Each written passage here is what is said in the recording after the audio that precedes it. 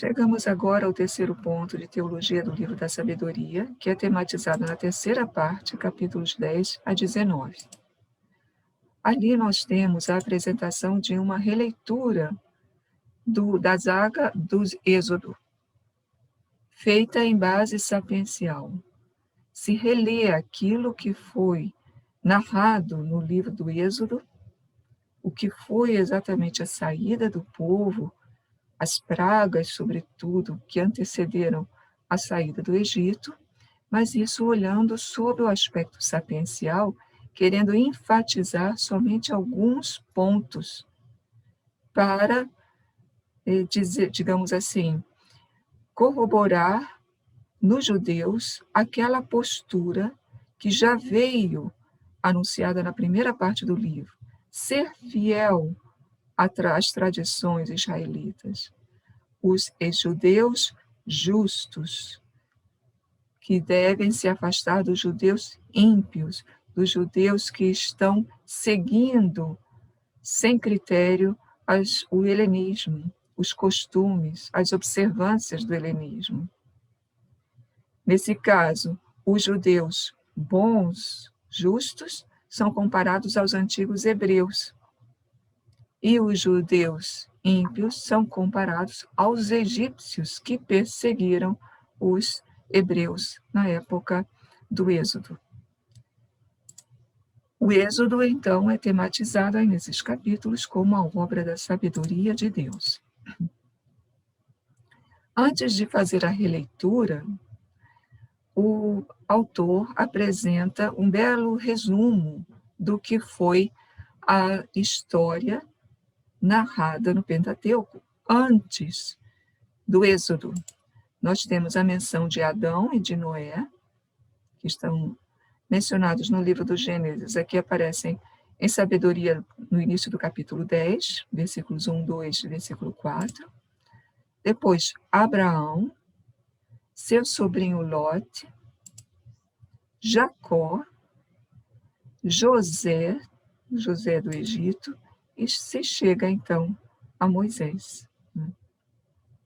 A partir daí se faz a menção dos feitos do Êxodo, contrapondo, então, os justos hebreus e os ímpios egípcios. Se nós comparássemos esses capítulos com o Cântico de Moisés, que está em Êxodo 15, veríamos que provavelmente foi esse Cântico de Moisés que serviu de modelo àqueles feitos mencionados no Êxodo 15, no Cântico de Moisés, são retomados agora no livro da sabedoria. Essa releitura apresenta 7 oposições, ou seja, um número perfeito de oposições para mostrar que realmente os justos nada devem e não devem andar atrás dos ímpios. Vejam como é feita a releitura. No livro do Êxodo se fala das águas do Nilo que se transformaram em sangue. Lá os egípcios têm a água do Nilo. Aqui, no livro da sabedoria, se diz que os ímpios receberam a água que não serve para beber, enquanto que os justos receberam de Moisés, de Deus, através de Moisés, a água que saiu da rocha. Com isso já se está pegando o Êxodo na sua totalidade, não só as pragas, né, mas todos os eventos que ocorreram após a passagem do Mar Vermelho. Os ímpios, sim, são caracterizados como aqueles que recebem as pragas. Os justos são aqueles que já em liberdade caminham pelo deserto. A praga das rãs é mencionada também, e em contraposição a esses animais que atrapalharam a vida dos egípcios, os justos receberam carne, boa carne das codornizes para alimento. Em contraposição aos insetos e serpentes que vieram contra os egípcios, se fala da serpente de bronze, interessante para os justos.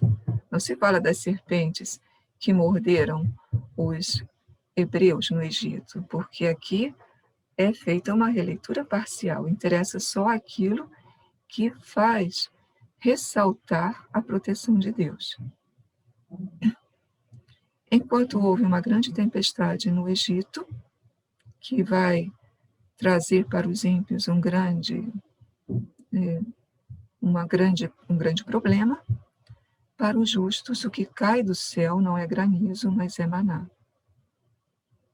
Enquanto há trevas que cobriram o Egito durante dias, os justos recebem a luz que vem da coluna de nuvem, que se coloca diante do acampamento, né, da procissão que segue pelo deserto, ou atrás, conforme a situação. Os egípcios foram feridos pela morte dos primogênitos, enquanto que Israel não é ferido, sai incólume. E enquanto o Mar Vermelho engole os egípcios, o povo entra numa terra verdejante. Além disso, nós temos nos capítulos 13 a 15 a oposição a 7 formas de idolatria. Novamente, se escolhe o número 7 para dizer a totalidade de idolatria, da idolatria existente ali naquele meio pagão. Não há, assim, uma preocupação em falar de 7 formas exatas de idolatria. Nós vemos que há até uma certa imprecisão na delimitação de uma e outra forma. O que interessa é chegar ao número 7. Então, critica o culto aos astros, o culto aos ídolos para conseguir bens materiais, o culto aos ídolos para navegar tranquilamente, o culto aos mortos, o culto às estátuas dos imperadores, que pela dominação romana já entrava aí nessa época, o culto aos ídolos de argila para conseguir ganhos, bens, usufruir bens, e, em último lugar, coloca o culto a animais, por exemplo, ao crocodilo do Nilo, que ele, então, o autor do livro coloca como sendo a pior forma de idolatria, porque o ser humano, que é racional, acaba adorando um ser irracional. Finalmente, uma ideia muito importante nessa terceira parte do livro está aqui no capítulo 13, onde ele fala que naturalmente vãos foram todos os homens que ignoraram a Deus e que, partindo dos bens visíveis, não foram capazes de conhecer aquele que é. Está aí retomando o nome de Deus de Êxodo 3,14. Nem considerando as obras, reconhecer o artífice. Vejam aqui como ele está aproveitando ideias da filosofia grega, seja, digamos assim, retomando os grandes autores, Aristóteles, seja Platão. Porque os dois, sobretudo Aristóteles, falam de ver as coisas que estão aqui e chegar à ideia de alguém que fez essas coisas. Ou Platão que diz, se há beleza, nesse mundo existe a beleza em si, no mundo das ideias. Então, o autor é totalmente judeu, mas ele aproveita aqueles dados da filosofia grega que podem ajudar a explicitar dados da sua fé. E aí ele diz, em vez de reconhecer Deus como Deus, eles acabaram considerando como deuses os elementos da natureza. E aí ele diz, eles não têm desculpa de não aceitarem Deus, o Deus verdadeiro, porque se fascinados pela sua beleza, os tomaram por deuses, aprendam quanto lhes é superior o Senhor de todas as coisas. Foi a própria fonte da beleza que as criou. A ideia platônica, né, da beleza pura, digamos assim, da beleza consistente em si mesma e da qual o mundo traz só um reflexo. E se os assombrou sua força e atividade, calculem quanto mais poderoso é aquele que as formou, pois a grandeza e beleza das criaturas fazem, por analogia, contemplar seu Criador. bem clara aí a influência, o conhecimento do pensamento grego, a gente vê aí a enculturação que existe, né?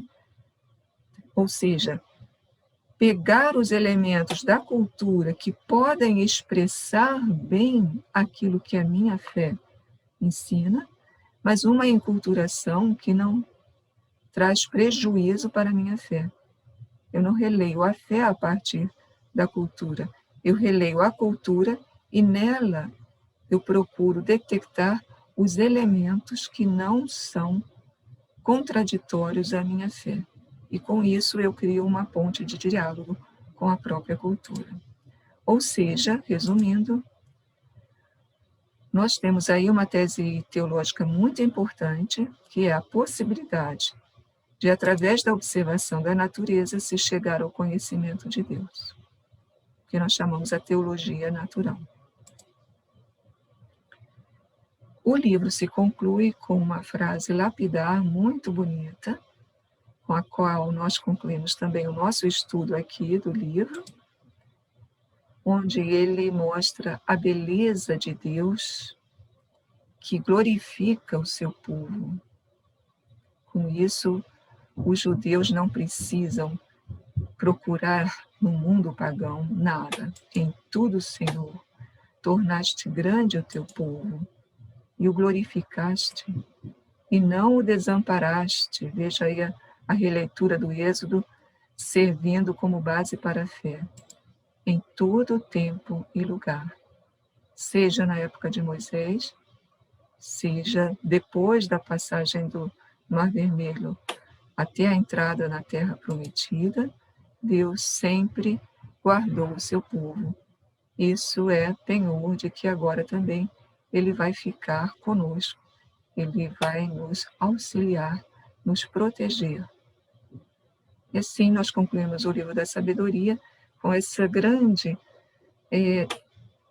ponte que ele faz entre a fé judaica, as ideias filosóficas pagãs, sem nada perder da sua fé, e trazendo então para aí um recrudescimento da fé, um engrandecimento dessa atitude, corroborando a ideia de uma confiança total na proteção de Deus em qualquer época e em qualquer lugar.